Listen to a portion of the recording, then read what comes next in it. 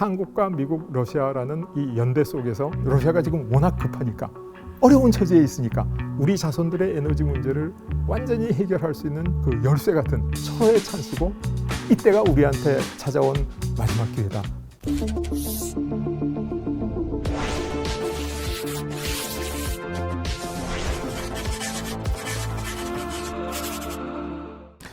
안녕하세요 교수님. 오늘 시간 내주셔서 감사합니다. 예, 이렇게 좋은 자리에 초청해 주셔서 대단히 감사합니다. 네, 지금 미국이랑 이란이 이제 한창 MOU 협상하면서 여러 가지 논의를 하다가 이 시점에서는 또 교전이 다시 시작됐었습니다. 그래서 이 전쟁을 어떤 관점에서 좀 봐야 된다고 생각하시는지 좀부터 말씀을 좀 듣고 싶습니다.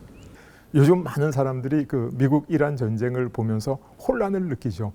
이게 왜 이렇게 되는지 잘 이해를 못하고 기대한 쪽으로 가지도 않고, 그래서 이것을 미국과 이란 사이의 전쟁이라는 측면에서 봐가지고는 답이 나오지 않고 미국의 패권 전략과 국제 에너지 정세라는 큰 흐름 속에서 봐야 된다. 미국이 직접 참전한 건 아니지만은 러시아와 우크라이나 그리고 EU 사이에 일어난 전쟁, 그리고 남미의 베네수엘라의 그 마두라를 체포했던 사건, 그리고 현재 중동에서 벌어지고 있는 이란 전쟁, 이게 하나의 근대 세계사를 이끌어가는 큰 흐름 속에 있다.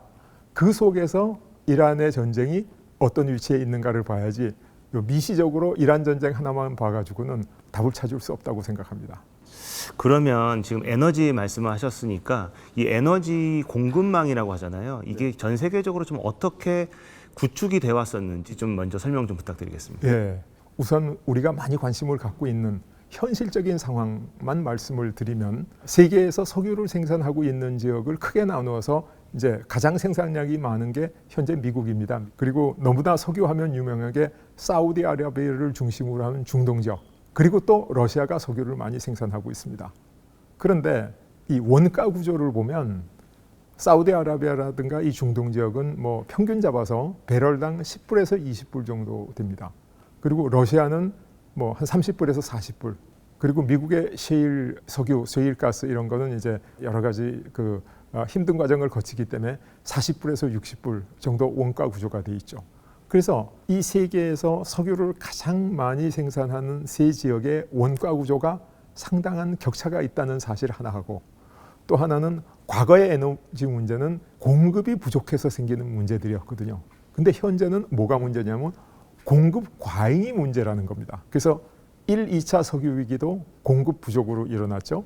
그 이스라엘의 6.1 전쟁이라든가 이란 혁명 같은 걸로 1, 2차 석유 위기가 일어났고, 뭐 우리가 얘기하는 3차 위기는 중국의 석유 수요가 급격히 증가되니까 공급의 한계가 왔다. 그래서 여전히 3차 석유 위기조차도 공급의 문제였는데, 현재 우리가 직면하고 있는 이 석유 관련된 문제는 공급 과잉을 어떻게 처리해야 되느냐. 그래서 석유의 공급 과잉과 또 공급 과잉 중에서 가장 원가 구조가 나쁜 생산 코스트가 비싼 셰일 유전을 주로 가지고 있는 미국이 어떻게 이 에너지 문제를 패권 전략하고 연계해서 풀어가는가. 이게 우리가 지금 직면하고 있는 아주 혼란스러운 세계 정세 전체고, 그다음에 트럼프의 그 행보, 우리가 이해할 수 없는 행보들, 이게 여기 다 포괄이 돼 있다.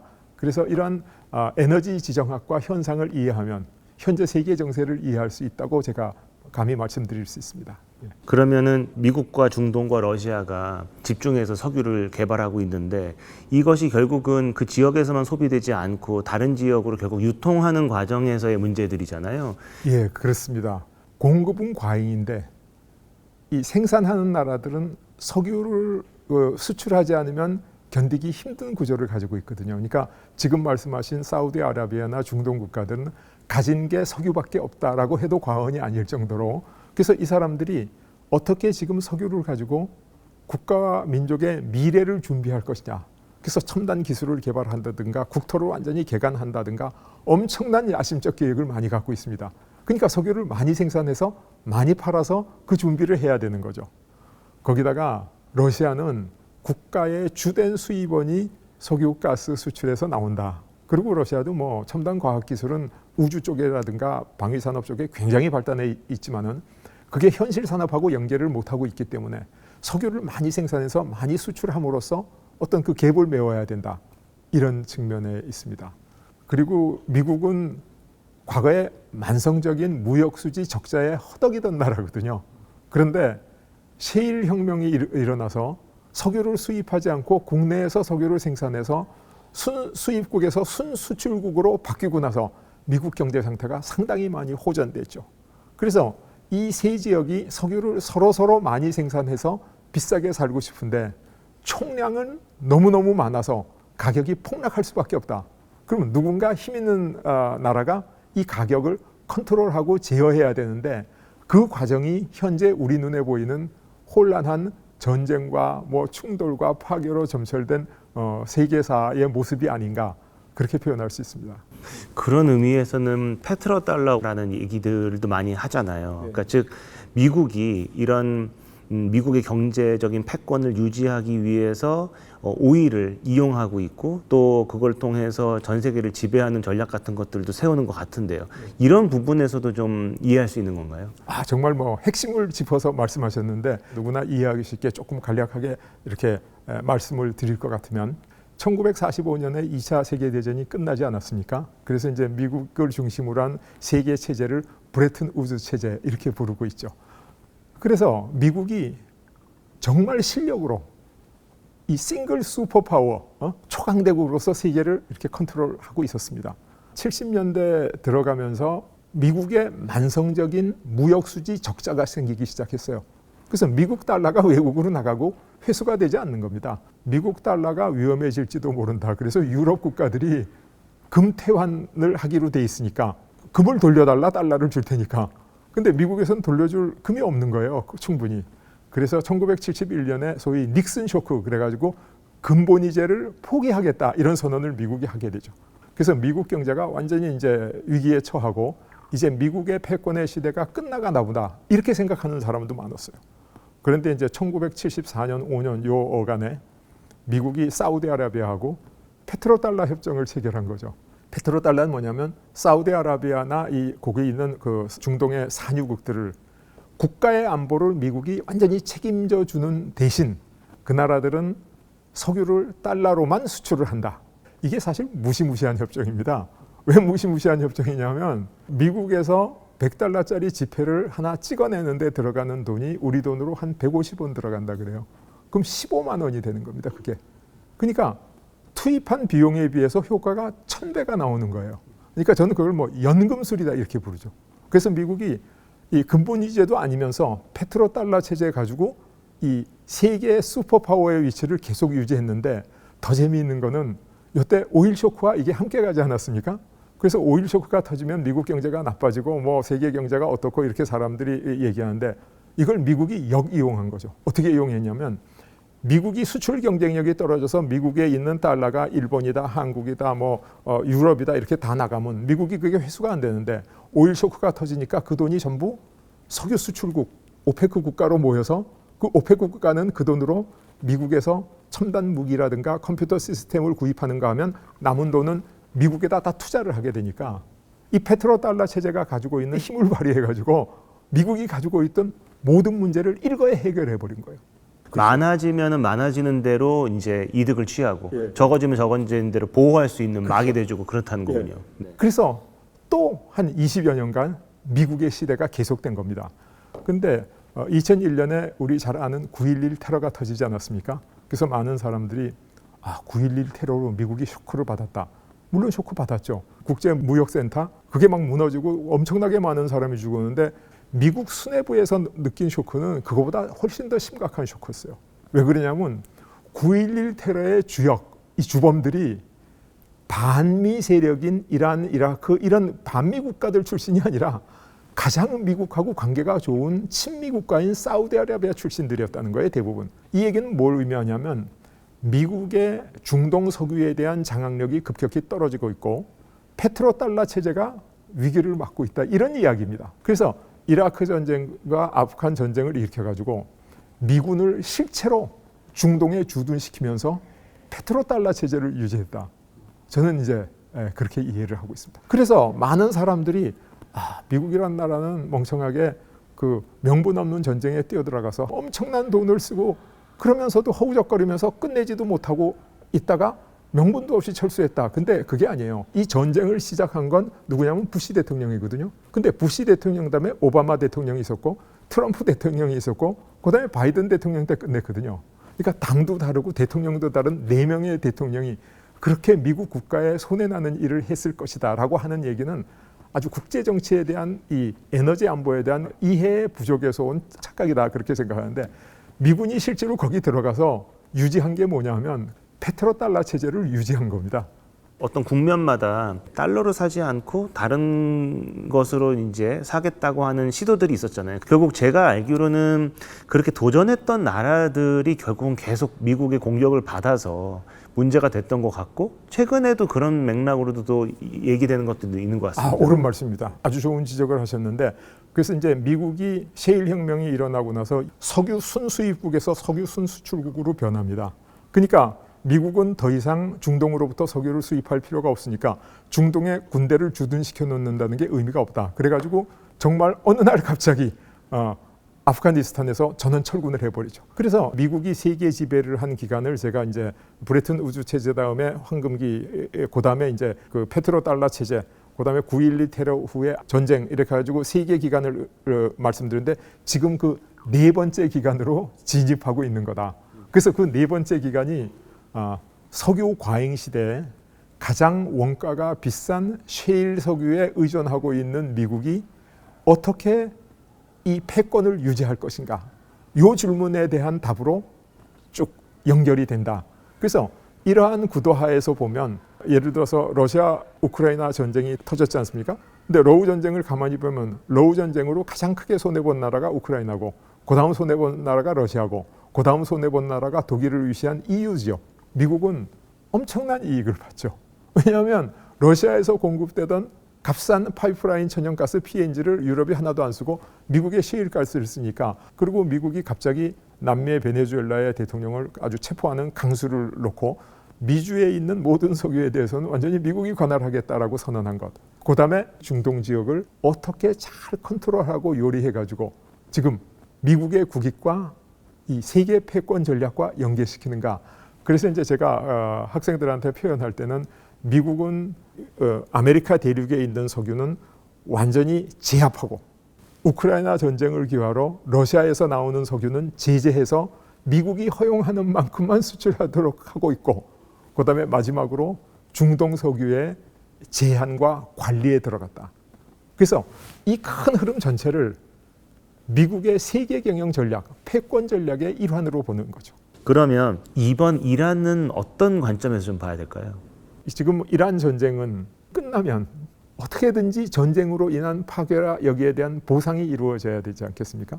그러면 그 보상이 호르무즈 해협의 통과료로 되든지 아니면 산유국들이 그것을 뭐 지원하고 원조하는 형태가 되든지 둘러치다 매치다 어떤 형태로 가든지 중동 석유에 대한 원가에 올라간다는 거죠. 근데 이것을 인과관계를 이렇게 딱 원인과 결과로 맞추기는 사실은 어렵습니다. 그래서 미국이 우크라이나 전쟁을 일으켜서 석유로 인해 가지고 엄청난 소득을 취했다. 그러면 그건 음모론이 되는 거거든요. 근데 우크라이나 전쟁이 일어나는 것을 막을 수 있었는데 약간 수수방관하고 막지 않았다라고는 볼 수 있는 거죠. 그러니까 국제정치학계에서 요즘 가장 유명한 시카고 대학교의 미어샤이머 같은 교수는 러우 전쟁 일으킨 거는 러시아고 푸틴이지만은 책임은 미국에 있다 이렇게 둘러 얘기하거든요. 그래서 지금 이란 전쟁도 미국이 중동 석유의 원가를 올리기 위해서 이렇게 전쟁을 했다. 그러면 그건 음모론이고 그러나 중동 석유의 엄청난 원가가 올라갈 것이다. 그러면 미국의 셰일 오일, 셰일 산업의 수명이 굉장히 연장되고 미국의 대외 무지 숙지라든가 석유를 수입하지 않아도 된다라는 그런 어떤 엄청난 경제적으로 기여를 하고 그와 함께 군사 안보적인 측면에서 세계를 이렇게 제압할 수 있다는 거죠.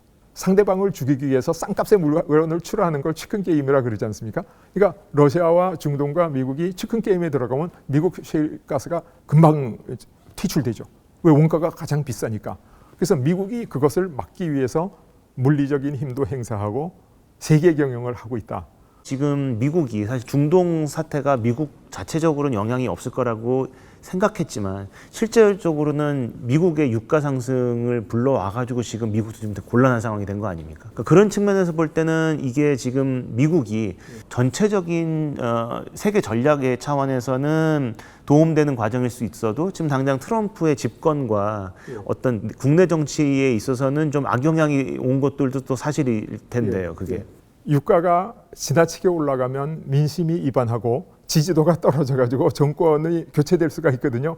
그래서 미국은 약간 중고유가, 그러다 지나치지 않을 정도의 유가를 유지하는 게 정치적, 경제적 여러 팩터를 볼 때 미국의 가장 합리적이다, 이렇게 보는 거죠.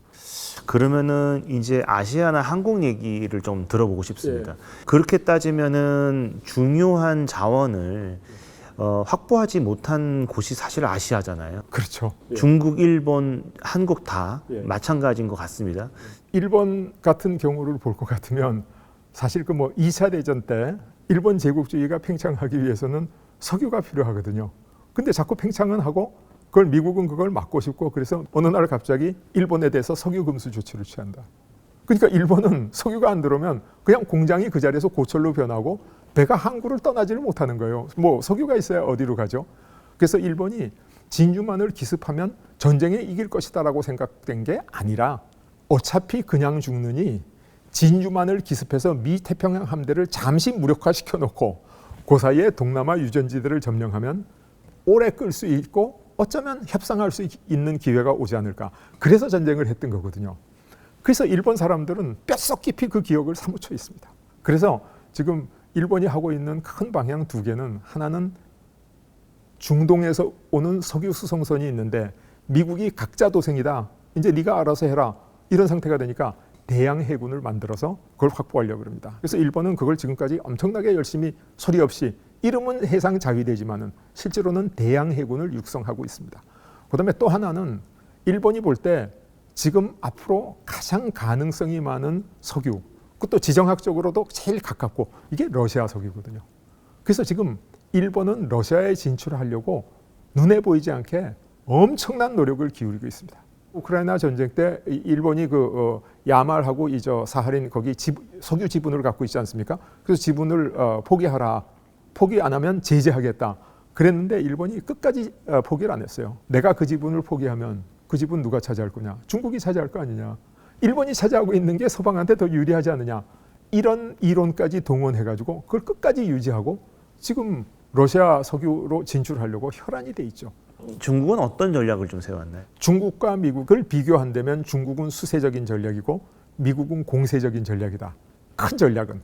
근데 그 안에 작은 전술은 중국이 엄청나게 공격적인 전술을 쓰고 있습니다. 그래서 중국의 에너지 전략을 크게 나눠보면 세 가지가 있습니다.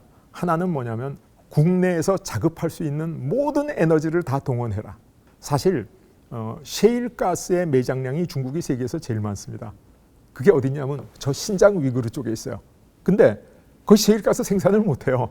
하나는 셰일가스가 너무 깊이 묻혀 있어가지고 퍼올리기가 힘들고, 두 번째는 수압 파쇄를 하는데 물이 많이 들어가야 되는데 물이 없어요. 거기가 사막지대라서. 그래서 중국이 엄청난 노력을 들여서 그걸 지금 연구하고 있습니다. 아마 앞으로는 언젠가는 개발할 방법을 찾을 텐데, 두 번째로 중국은 이제 신재생 에너지에 아주 몰빵하고 있죠.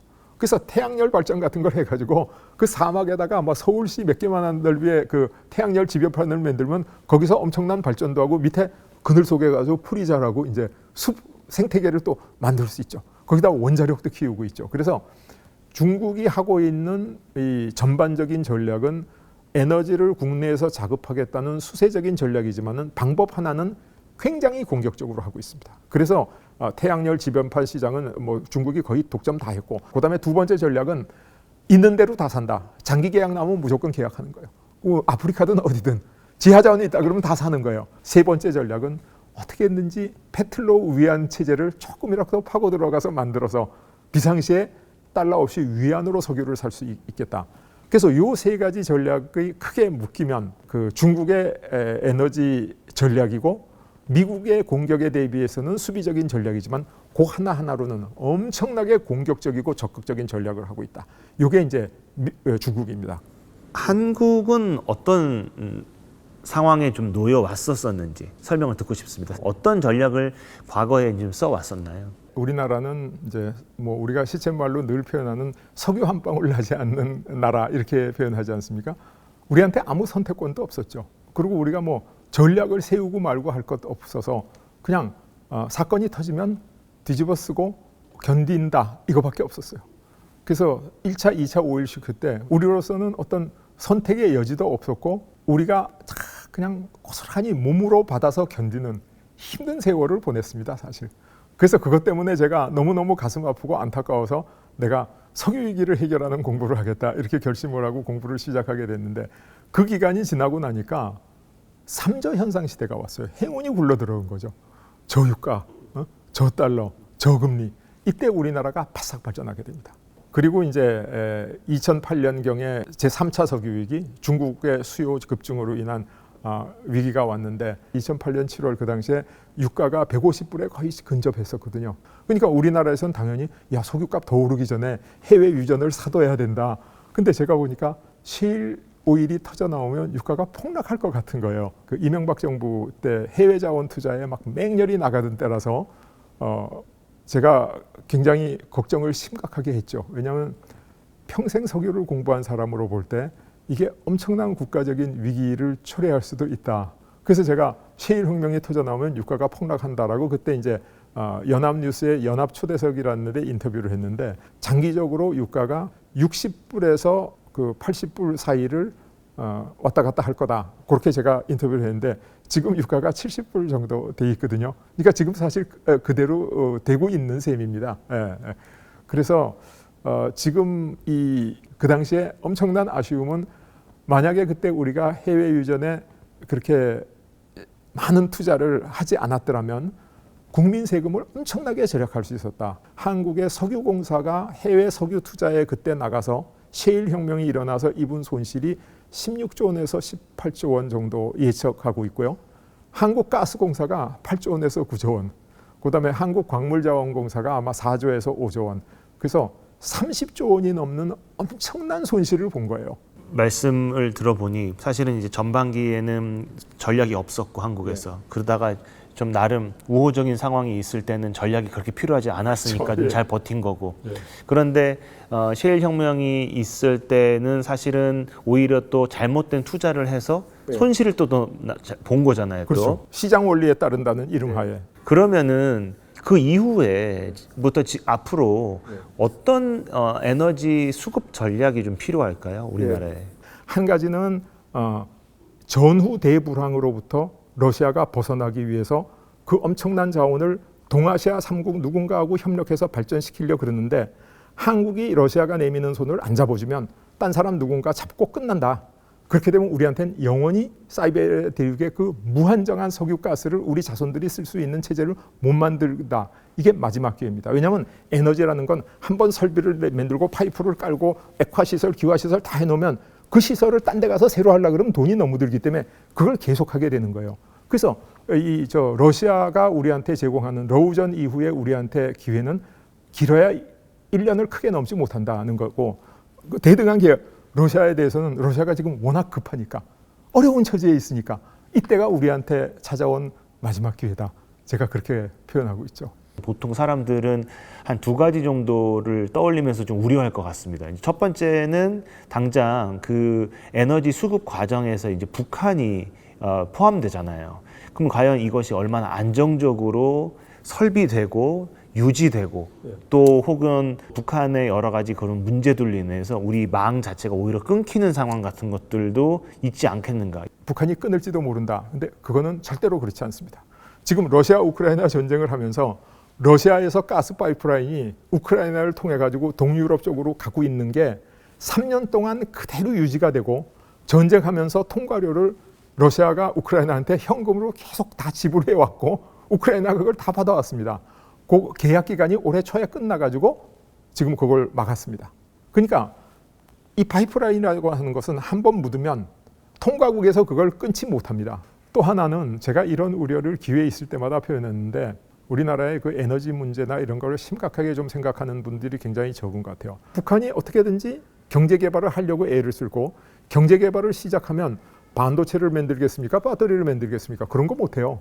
저부가가치 산업을 할 수밖에 없어요. 봉제라든가 뭐 이런 노동집약적인. 근데 이 저부가가치 산업을 하면 석유라든가 가스 같은 고급 연료를 쓰면 전기나 원가 수지 타산이 안 맞습니다. 뭘 써야 되냐? 싸구려 저질탄을 써야 되는데 북한에 저질탄이 많아요. 그 저질탄을 북한이 떼가지고 경제를 본격적으로 발전시키기 시작하면 어떤 문제가 생기냐? 한반도가 미세먼지의 지옥이 돼버립니다. 우리 방독면 쓰고 살아야 돼요. 88 올림픽 때 아마 지금 신문 찾아보시면 나올 거예요. 유럽 선수단이 한국의 훈련 캠프를 안 차리고 일본에 차리겠다는 거예요. 왜 그러냐면 한국에서 훈련하면 미세먼지 때문에 폐가 상하니까 게임은 할 수 없이 한국에 와서 해도 훈련 캠프 일본에 실른다. 그래가지고 굉장히 반대가 있었는데 한때 중국에서 겨울에 미세먼지들이 한국으로 많이 왔거든요. 그래서 우리가 막 중국에 대해서 불평도 하고 그랬는데 요새 안 오잖아요. 왜냐하면 러시아에서 천연가스 파이프라인이 들어와서 안 오는 거예요. 그래서 이 북한이 먹고 살만치 최소한의 경제 성장을 하고 그러나 우리가 미세먼지라든가 환경으로부터 우리가 안전해질 수 있는 유일한 방법은 천연가스 파이프라인을 북한을 관통하게 하고 그 통과료를 가스로 넉넉하게 준다. 그러면 북한에서는 게 원가 개념이 없잖아요. 그러니까 그거 가지고 경제를 발전시킬 수 있다는 거죠. 근데 한편으로는 어쨌든 지금 북중러가 지금 동맹관계를 형성하고 있고 지금 한미일이 동맹관계를 형성하고 있는데 그렇다면은 지금 미국이 한국이 그렇게 러시아와 긴밀한 관계를 맺는 것 자체에 대해서 동의할 것인가? 혹은 미국은 자기들이 돈 많이 버는 걸 정말 중시한다면 이런 것들을 용인하겠는가라는 궁금증도 생기거든요. 예, 크게 두 가지를 말씀드릴 수 있습니다. 하나는 지금 이 세계를 주도하고 있는 나라가 미국이거든요. 근데 이제 미국의 세계 경영 전략을 뭐라고 그러냐면 저는 이제 1+3 전략이다. 이렇게 제가 제 책에서 쓰고 있는데 그 패권 전략하면 우리 머릿속에 제일 먼저 떠오르는 게 두키디데스의 함정 아닙니까? 그래서 패권국이 있을 때 도전국이 생기면 전쟁의 위협에 빠진다를 두키디데스의 함정이라고 생각하는데 미국을 이끌어가는 지도자들은 한 수 더 깊이 본 거예요. 그게 뭐냐면 스파르타가 27년간의 엄청난 전쟁을 통해서 아테네를 다 꺾었어요. 그랬더니 그동안 너무너무 피를 많이 흘리고 나라가 피폐해져서 결국은 마케도니아, 알렉산더 대왕의 나라죠. 한테 유럽 패권을 완전히 다 뺏겼죠. 저는 두키디데스의 진짜 함정은 전쟁의 위험이 아니라 1등 국가가 2등 국가에 이기고 나서 몰락하는 거다. 저는 그렇게 생각하는 거죠. 그래서 미국이 2차 대전 후에 세계 패권국이 됐는데 소련이 도전하기 시작하니까 어떻게 했냐. 소련하고 직접 부딪혀서 싸우면 이기긴 하겠지만 피를 흘려야 된다. 그래서 과거의 철천지 원수 같은 적대국 독일과 일본을 딱 부흥시켜가지고 경제적으로 소련을 협공하니까 힘 안 들이고 쉽게 무너뜨릴 수 있었죠. 그 다음에 80년대 일본 경제가 미국 경제를 거의 육박하고 앞서지 않았습니까? 세계 20대 기업 중에 일본 기업이 16개인가 제 기억으로 그렇고 그 다음에 동경도 하나를 팔면 미국 전체를 사고도 나올 만치 일본이 뭐 가전부터 시작해서 자동차 막 모든 종목의 산업을 거의 싹쓸이하고 반도체까지 막 그러던 시절인데 이제 미국이 플라자 합의를 통해 가지고 일본 이엔을 2배로 올리니까 어떻게 되냐면 한국하고 대만 기업이 일본 기업을 협공해서 쉽게 무너뜨릴 수 있었죠. 그러니까 어쩌면 그 플라자 합의로 인해서 가장 그 반대급부를 크게 받고 혜택을 받은 나라가 우리나라예요. 근데 그 다음에 이제 미국이 지금 하려고 그러는 게 중국을 포위해서 압박하려고 그러는 거죠. 미국의 절대 목표는 패권 도전자 중국을 포위해서 패권을 유지하고 하는 건데 중국을 포위하는데 이 중동에서 오는 석유, 미주에서 오는 석유 이거는 미태평양 한대가 거의 다 차단할 수 있는데 러시아에서 육로로 오는 건 막을 수가 없어요. 또 러시아에서 바다로 오더라도 대부분 러시아 영해를 거쳐오니까. 그러니까 미국이 중국을 포위하는데 러시아의 도움 없이는 할 수가 없다. 그래서 미국이 러시아와 결국은 좋은 관계로 갈 테니까 그 좋은 관계로 갈 수밖에 없는 것을 우리가 먼저 이용하기 시작해야 된다. 그래야 우리의 이익을 취할 수 있다. 그런 얘기죠. 또 설득해야 된다. 그게 제 생각이죠. 뒤집어 보면 러시아 우크라이나 전쟁이 터졌을 때 우리 보고 러시아 제재하라. 그래서 우리는 제재했어요. 그죠? 많은 나라들이 제재했어요. 근데 미국의 맹방 중에 맹방이라고 알려진 이스라엘은 제재를 안 했거든요.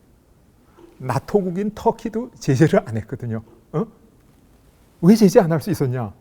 적의 적이 동지고 동지의 적이 동지고 이렇게 하다 보면 적이 동지고 동지가 적이고 누가 누군지 모른다.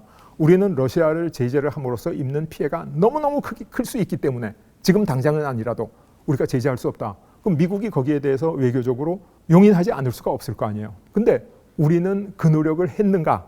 저는 했다는 얘기를 들어본 적이 없습니다. 우리가 복합적인 적한테 둘러싸여 있잖아요. 일본은 지금 북방 4개 섬 때문에 러시아하고 영토 분쟁이 실질적으로 있습니다. 그리고 사하린의 영유권을 놓고 여러 번 싸워서 아주 원한이 가득할 뿐만 아니라 앞으로도 언젠가는 일본이 커지면 러시아와 한번 부딪힐 수밖에 없다는 걸 양국에서 다 알고 있거든요.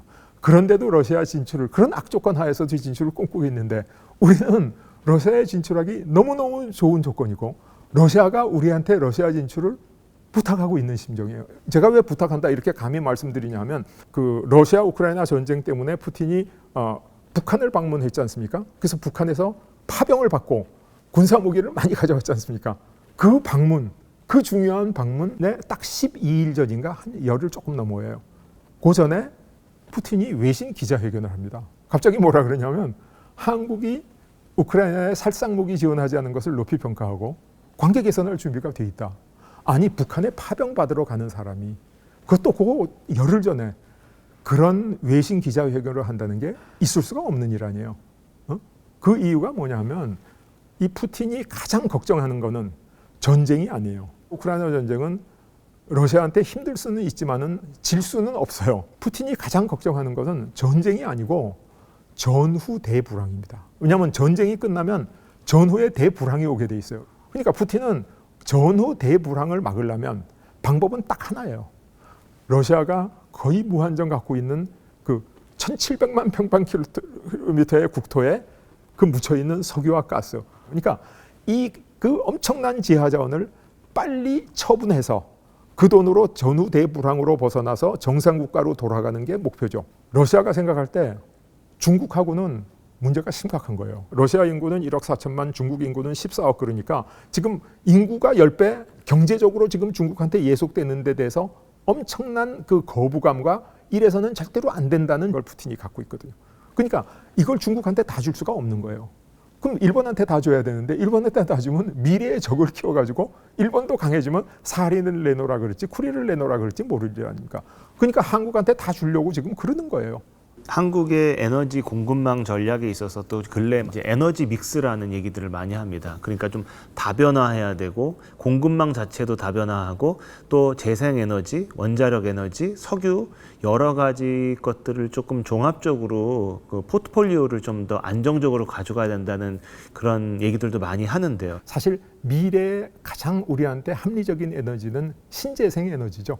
태양열이라든가 뭐 그런데 안타깝게도 우리나라는 태양열 그 발전 효율이 미국의 네바다 3억이나 중국의 고비 산업의 반도 안 됩니다. 그러니까 하기는 해야 돼요. 효율이 낮다고 포기하면 안 돼. 해야 되는데 그거 가지고는 승부가 안 난다는 거죠. 그래서 신재생 에너지를 하는 데까지 하고 그다음에 원자력 발전 중에 특히 스몰 모듈러 리액터 SMR 쪽을 굉장히 국가 전략으로 이걸 시작해서 강력하게 밀고 나가야 된다. 그래서 이 원자력 특히 스몰 모듈러 리액터 쪽을 지금 좀 늦었지만은 더 강력하게 추진해가지고 우리나라의 모든 그 이 전기 국가 시대를 여는 초석으로 삼아야 되는데 우리가 현실로부터 전기 국가 시대로 갈 때까지 그 사이에 엄청난 시간적 갭이 있습니다. 그 갭을 뭘로 메워야 되냐? 그걸 러시아 석유와 가스로 메워야 된다. 이렇게 주장하고 있죠. 아까도 말씀드린 우크라이나 전쟁과 러시아의 동진, 북극 항로의 개통, 또 미국의 피보트 아시아 이게 대한민국이 국가의 미래를 위해서 한국과 미국, 러시아라는 이 연대 속에서 우리 자손들의 에너지 문제를 완전히 해결할 수 있는 철호의 찬스고 북한이라는 위협, 또 북한의 산업이 발전할 때 이 미세먼지라든가 이런 모든 해결 방법이 없는 상황을 일거에 풀어내는 그 열쇠 같은 그래서 제가 말씀을 드리기 시작하게 됐습니다. 네, 교수님 오늘 사실 이란 전쟁, 그다음 미국 패권, 그다음에 전 세계 에너지 전략부터 한국 전략까지 굉장히 큰 이야기들을 한 번에 엮어서 얘기를 들은 것 같습니다. 아마 시청자분들도 좀 이걸 보시면서 다양한 생각들을 하시지 않을까 싶습니다. 오늘 이런 좋은 자리에 초대해 주신 데 대해서 다시 한번 감사 말씀드립니다. 네. 감사합니다. 감사합니다, 교수님. 감사합니다.